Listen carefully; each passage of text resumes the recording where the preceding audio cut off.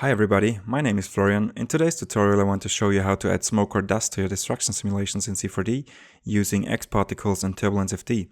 Generally it's not really possible to get X-Particles to access collision data from C4D's dynamics, for example for spawning particles, but I'll show you a workaround that does the job quite nicely. There's one thing I have to point out though. In X-Particles 300328 and below there seems to be a bug that I will go into detail later on, but Insidium announced X-Particles 3.5 yesterday to come out in a month, 3 weeks or so. So let's hope it will be fixed in that release. In that case, I'm gonna do a follow-up tutorial on that one. But until then, we're gonna have to work with what we've got. So let's start by creating a plane and a cube, maybe. Make it 20 by 20 by 20 and put this guy into a cloner, make it grid array 1, move it up here and maybe also make it a bit smaller. Alright, so I want those guys not to be so evenly distributed, so we'll just add a randomer factor on those guys and maybe rotate them like this and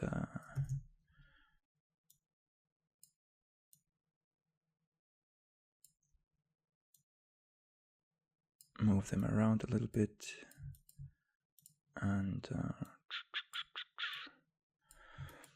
maybe like this and okay, like this maybe, so they're not intersecting. Okay, so I will add simulation tag rigid body onto our cloner and simulation tag collider body onto the plane. Note that for X-Particles you need to have a plane and not a floor object, because X-Particles doesn't recognize the floor as a collision object later on, so just use a plane. We want our dynamics body on the cloner to be inherited onto the children top level, so all of them are gonna drop to the floor and that looks nice. But then I also want them to move a little bit, so they're not just falling on the floor, they're also like getting some random velocity. So to do that I will just turn on the strength of my random effector to turn it off, and then on frame 10 I will turn it on, and I will set my dynamics to start at velocity peak. So what this does, the velocity, the dynamics will only kick in when the random effector basically reaches 100%. So we'll get this nice animation on all of them. They're just not just falling randomly to the ground. I want to have a bit more friction on our floor though, maybe something like this, and maybe less bounce on the cubes. Maybe also some bit more friction here. All right. So let's get started with X-Particles. I will add an X-Particle system here. And get an emitter. And we need to put our cloner into a connect object. Alt click. So turn off the weld for that one, and let's get rid of our viewport icon for X-Particles. So what you want to do when you want to use X-Particles with dynamics, you want to bake your dynamics, otherwise you will have a 1 frame offset. So let's just bake this guy. You will have 1 frame offset between your dynamics calculation and the actual X-Particles. So our X-Particles emitter is set to object, and we will tell him that our connect object is the actual emitter, and he should. So what's this doing now? It's basically emitting particles from all the polygon centers here. We want to emit from the polygon areas, and we want them to be stuck onto our cubes. What we also want is we want to emit only on frame 1 and maybe 10,000 particles. So there's lots of particles going on those surfaces here. Maybe we can even make 30,000. It's a bit more dense. All right. Those guys are all touching the ground. So now we tell the plane to be a X-particle, where is it? X-particle collider. And we don't need the bounce stuff for now, so we can just twirl all this down. You can use the spawn on collision for spawning debris or dust or whatever, but you have more options if you use these the action spawning action for that. So we will just do that, add an action here, put it into the action group for the sake of niceness in our project, and make a control spawning action. And I need a spawning emitter, so this guy will be our sticky emitter, and this guy will be our spawn emitter, and put the spawn emitter into the spawning emitter tag on the control spawning action here. And let's just change our display color from green to something like red. And then we do not want to spawn 300 particles per collision. We want just to spawn 10 or something. So you see, 10 is still a little bit too much for my viewport here. All right, so we're spawning loads of particles when those guys drop onto the floor. We can just get rid of this spawn emitter here. We don't need to see it on screen. So what we want to kill the original particles after spawning, so they're just emitting once. Chuck. See, particles are being born and are flying away. So let's give them maybe a bit of a gravity. That's in here. Gravity. So they stay on the floor, but then gravity is way too strong for this scene. Oops.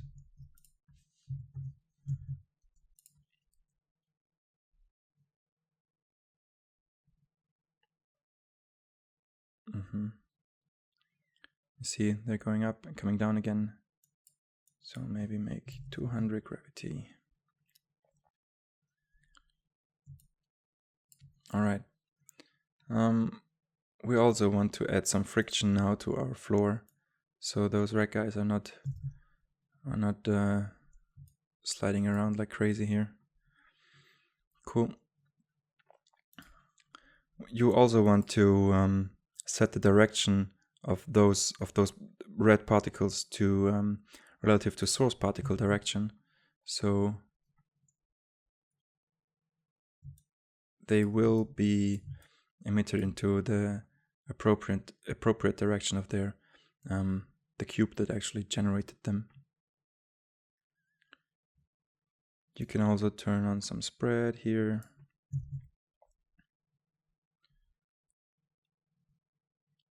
All right, maybe we can.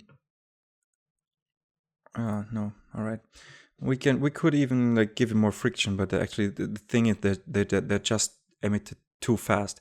So this is where the bug comes in now. You should be able to inherit particle speed from those green particles. So this means if this cube, for example, is like rolling down the floor really fast, the emitted particles are also emitted really fast. So they more or less match the cube's speed. for stuck particles, this calculation doesn't seem to work right now. This is what I hope to be fixed in a future version of XParticles. So absolute is the only way that you can set the particle speed for now. You can also use relative, but in that case it will just give the same result as absolute. If I go to inherit here, and I will show you. So the inherited speed that those particles have is close to 0. I think it's 1 centimeter per second or so. So as of today, this is a bug. Relative is the speed that should, let's put it this way, it should be the speed of those green particles, of those cube actually, plus the speed that's set in the spawn emitter. But as the inherited speed is 1, so this is actually the same as if you would set it to absolute. So let's just set it to absolute and give those guys a speed of, let's say, 50 or something with a bit of a variation. So now particles are born. They're not spreading around too much. Everything looks decent. All right. So this is for generating debris, or if you drop something onto a sandy floor or something, you could emit like sand particles with this technique. So if you want to also emit TurbulenceFD, we will maybe just oh wait, if you view this from the side, you will see that we have particles going through the floor. It's not really avoidable for them to go through the floor. But what we're going to do is we're just going to kill those particles down there, so they're not being calculated anymore. So let's just put a kill box here.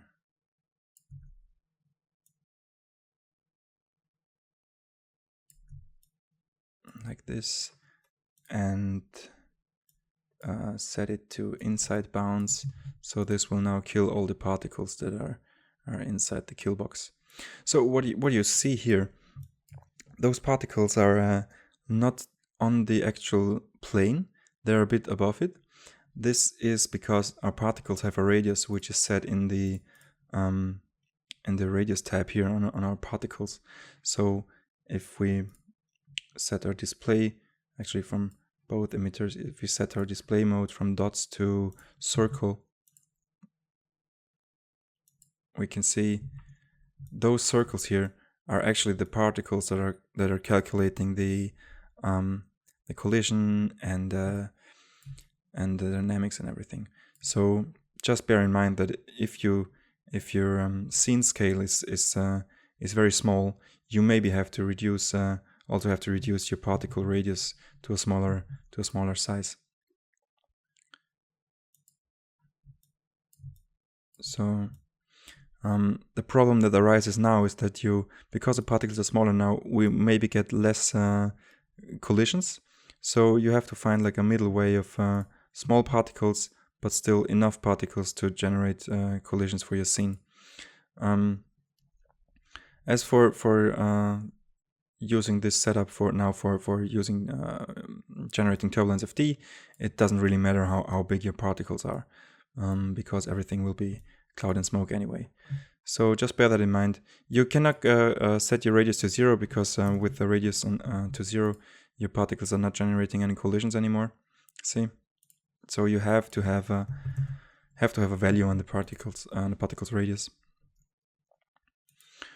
All right. So set this guy's display back to dots. It's faster to calculate in the viewport, and maybe let's also just quickly cache the whole thing, so we get a bit of a speed increase here. So build cache.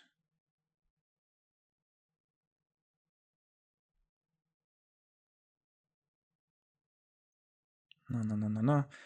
All right. Okay. So we Actually, I do not want to see those green particles anymore, so let's just turn them off. Let's say we're satisfied with our dynamics and we're satisfied with our particle system. Let's save this thing and let's just add TurbulenceFD to the scene. So all we need to do for this is tell our spawn particles to be TurbulenceFD emitters. We will maybe just spawn temperature, and what's important, they need to have a velocity weight value. So let's just try 10 for now. So what velocity weight does, it gives the velocity of those particles.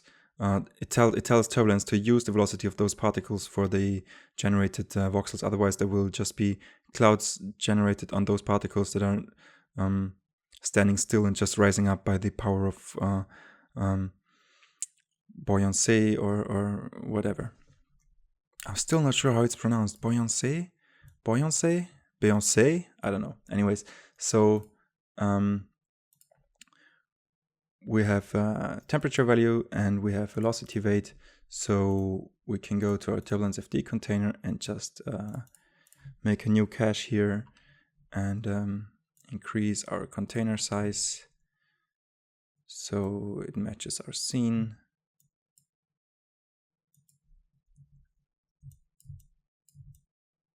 And just put it here maybe. All right. And for now, just for the sake of speed in the tutorial, I will up the voxel size for the calculation here. Okay, save the scene. You will see this window here a couple of times. It is because I only have the learning edition of TurbulenceFD installed, so just ignore it when it comes up.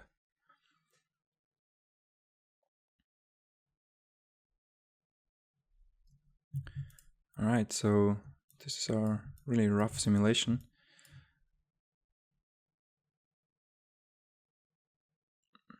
Yeah, as you see, there are particles born where particles are supposed to be born. This works. Then our spawn particles are getting way too old. We need to kill them. So let's just kill them after maybe 10 frames. And let's deactivate the cache for now. I think it's going to calculate quite fast anyways. So the spawn particles are maybe 5 frames is enough. Because they just need to be alive for a very short period of time to generate some TurbulenceFD clouds here. So resimulate this really quick.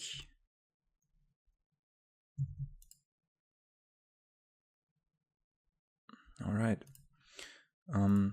What we also will do is we tell our connect object to be a TurbulenceFD collider object. So resimulate it this way. So that way the clouds are going to float around the actual cubes and not like going through them anymore.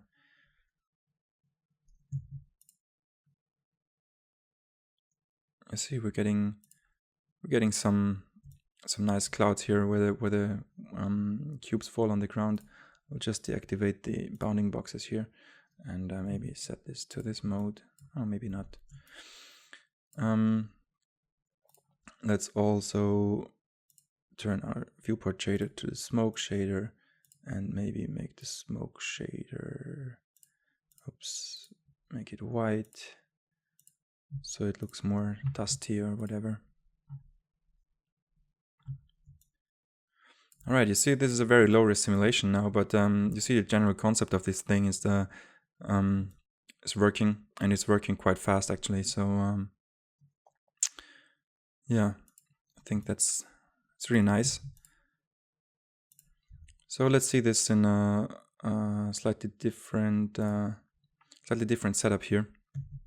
This scene is from the content browser. It's this great destruction scene with great C4D hinges. I think it's made with hinges. These dynamics with the wooden with the wood here. So anyways, I've attached more or less the same same principles to this scene. It's just the ball has the let's turn it on here, maybe we can see that. So this ball here has the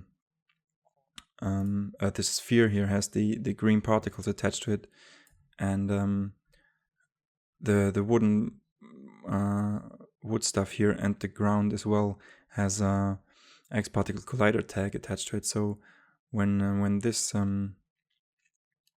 is colliding, it's generating red particles that are generating smoke, and also those the wood itself has an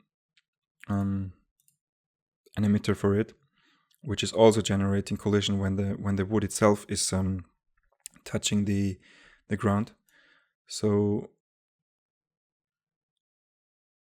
I've also put in a generator object that does clones